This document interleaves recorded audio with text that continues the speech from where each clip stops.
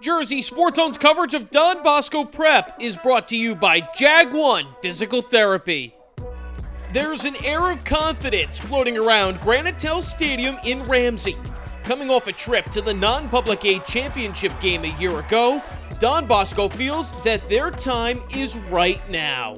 We know what it feels like to get close and not be able to finish, so it's been the motivation all off season.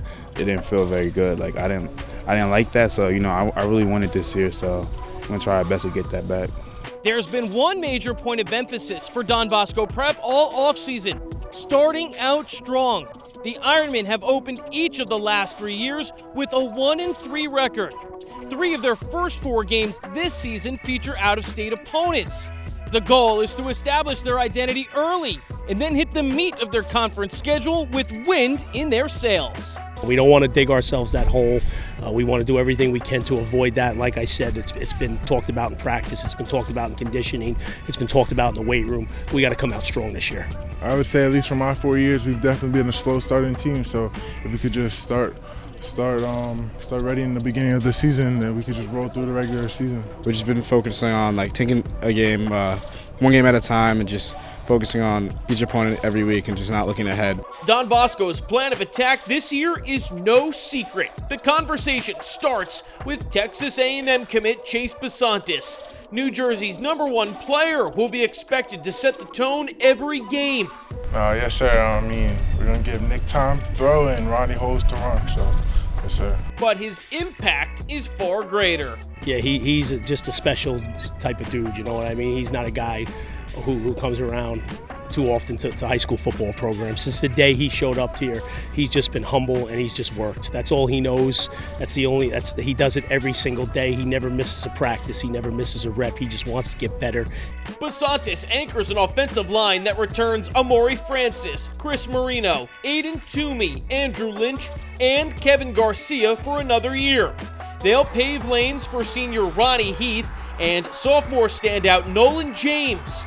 That backfield duo helped Bosco rush for over 2,000 yards last season.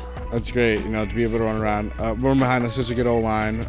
Chase, Chris, Amari, Big Kev, and it's just great, and Toomey, those guys are great. A far more confident Nick Minicucci will be under center too. The Delaware commit improved in one major area this offseason. My confidence, for sure. Hanging more in the pocket and stop escaping, and really trusting myself and the people around me. The Ironmen suffered numerous graduation losses on the defense, but the upside is there with impact players. 6'6" junior lineman Jordan Thomas brought in 23 FBS offers after a breakout sophomore season. He'll suit up next to Jovan George, and that makes a formidable 1-2 punch in the middle of the line. We really got that chemistry together. We've been working hard this year. In the weight room, we got way stronger, way faster. We're more physical, stronger. Bosco will also rely on junior backer Jaden Brown and senior defensive back Nick Severin, a Bucknell commit, to support the back levels of the defense. The Ironmen have the leadership, the experience, and the coaching to make a run. They just have to put in the work.